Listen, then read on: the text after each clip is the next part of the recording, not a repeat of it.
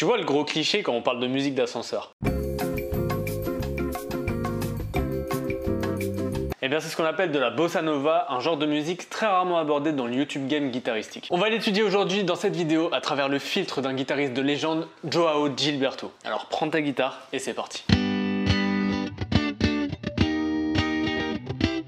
Selon la légende, la bossa nova aurait été inventée par Joao Gilberto alors qu'il reluquait une jolie fille sur la plage. Le mouvement de ses fesses qui se balançaient lui aurait inspiré le rythme à la guitare si spécifique à ce genre de musique, qui représenterait alors son déhanché. Alors mythe ou réalité, dis-moi ce que t'en penses dans les commentaires, mais moi j'ai envie d'y croire. Joao Gilberto nous a quittés il y a quelques jours, le 6 juillet 2019 à l'âge de 88 ans en nous laissant un énorme enseignement. La bossa nova est issue du croisement entre la samba et le jazz, elle est caractérisée par un tempo lent avec une certaine complexité rythmique.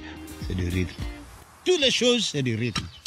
Contrairement à la samba qui est très dansante, la bossa nova c'est une musique douce, avec des paroles sentimentales. En gros c'est des petites balades à la brésilienne jouées à la guitare. Tu vois, c'est un peu une musique de séducteur qui n'a donc rien à voir avec le cliché de la musique d'ascenseur qu'on voit dans les films. Ça m'énerve que ce genre soit associé à ça pour la majorité des gens. Je trouve ça vraiment réducteur, alors que c'est un style riche et magnifique. The Girl from Ipanema, c'est sûrement un des morceaux les plus connus de la bossa nova. Alors ça va énerver les puristes que je peux comprendre, parce qu'en réalité le nom original c'est A Garota de Ipanema. La musique a été écrite par le grand musicien Antonio Carlos Jobim et la version qu'il a fait connaître dans le monde entier a été interprétée par Astrud Gilberto au chant, Stan Getz au saxophone et Joao Gilberto à la guitare en 1963. Le titre a été repris par plus de 300 interprètes et constitue l'un des plus grands succès discographiques du XXe siècle.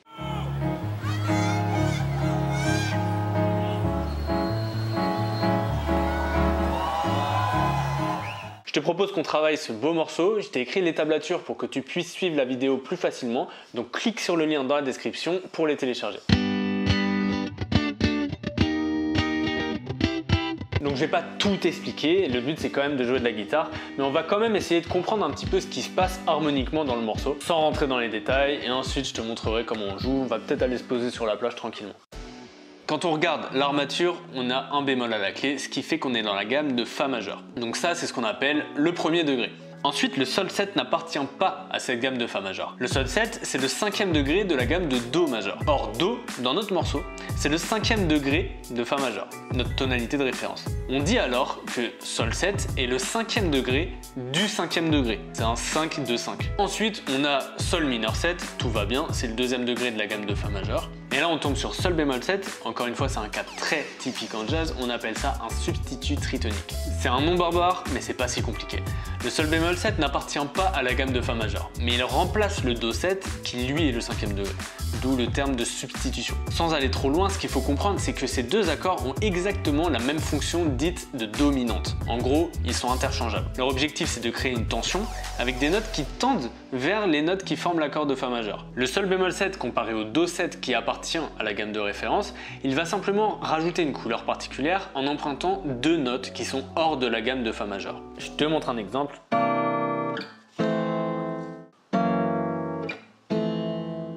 Et enfin, on retombe sur le premier degré. Au moment de jouer le Fa majeur, on appelle ça la résolution. Du coup, ici, on retrouve la cadence typique du jazz, le 2-5-1, mais dans une version réharmonisée avec le substitut tritonique en guise de 5e degré.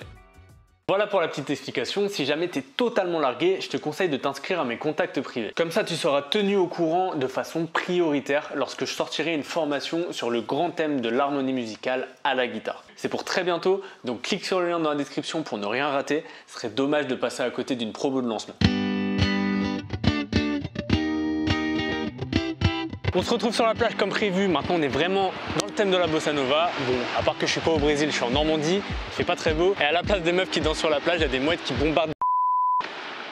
Donc il va falloir se méfier. Alors je vais te montrer tout de suite la rythmique de base qui fonctionne avec n'importe quel morceau du genre. Par contre, je vais pas te montrer tous les accords, ça serait trop long. Donc si tu sais pas lire la grille, tu auras besoin des tablatures. Ah oui, alors l'idéal c'est quand même d'avoir une guitare classique, mais moi j'ai que ça, donc désolé, on va faire avec. Donc on va jouer la rythmique sur un Fa majeur 7, c'est le début du morceau. On va avoir besoin de pincer les cordes avec le pouce, l'index, le majeur et l'annulaire. D'accord, on va pas gratter les cordes comme ça, t'oublies complètement, on va pincer les cordes, ok? Il y a des bêtes partout, c'est insupportable. Donc le rythme se décompose en 4 mouvements. Sur le premier temps, on joue toutes les cordes en simultané. Sur le deuxième temps, on joue toutes les cordes sauf le pouce. Sur le troisième temps, on joue que le pouce. Donc déjà, si je fais les 3 premiers temps, ça donne ça. 1, 2, 3. Ok, je refais. 1, 2, 3. 3. Pour finir, on va jouer toutes les cordes sauf le pouce sur le contre-temps, c'est-à-dire sur le et du troisième temps. 1, 2, 3 et 4. 1 et 2 et 3 et 4. Donc une mesure entière, ça donne ça. 1, 2, 3 et 4. Et 1, 2, 3 et 4. Rapidement, ça donne ça. 3, 4 et 1, 2, 3 et 4 et 1, 2, 3 et 4 et 1, 2, 3 et 4 et 1, 2. Bref, évidemment, une fois que tu es à l'aise avec ça, tu peux faire des petites variantes. Je t'en parle tout de suite. Vu que la bossa c'est vraiment pas ma spécialité, moi je suis formé en musiques actuelles, c'était pas prévu mais j'ai eu la chance de rencontrer le père d'un ami qui est professeur de bossa nova au conservatoire depuis des années et qui a gentiment accepté de nous jouer le morceau. Je l'ai filmé avec mon téléphone à la terrasse d'une café donc la qualité elle est pas exceptionnelle mais ça va te donner plein d'idées avec des renversements d'accords beaucoup plus riches que ce que moi je te propose dans les tablatures. Donc je te laisse en profiter et je te retrouve tout de suite après.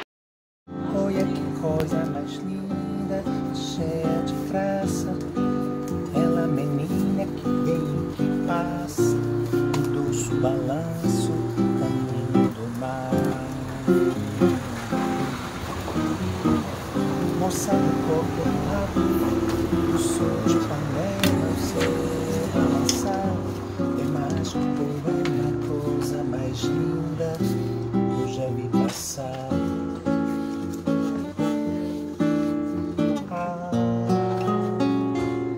Porque estou tão sozinho.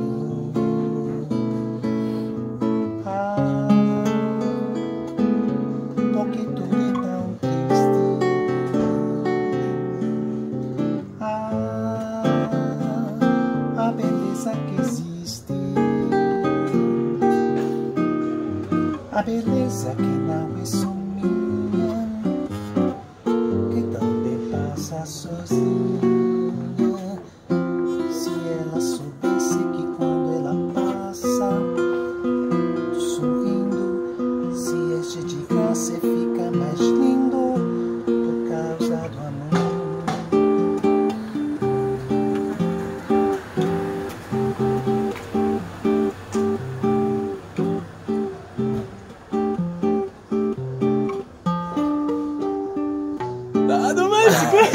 Oh, il me reste une minute. J'ai plus beaucoup de batterie, merci beaucoup d'avoir regardé cette vidéo jusqu'au bout. Si t'as aimé, mets-moi un like et laisse un commentaire pour me dire ce que t'en as pensé, ça me fera super plaisir. Et si tu veux maîtriser la guitare en t'inspirant des meilleurs, abonne-toi à ma chaîne, clique sur la cloche, mais dis-toi bien que tu vas pas devenir une légende juste en regardant mes vidéos. Alors va prendre ta gratte et entraîne-toi. Moça do corpo dourado, do sol de Ipanema, seu balançado é mais um poema, é a coisa mais linda que eu já vi passar.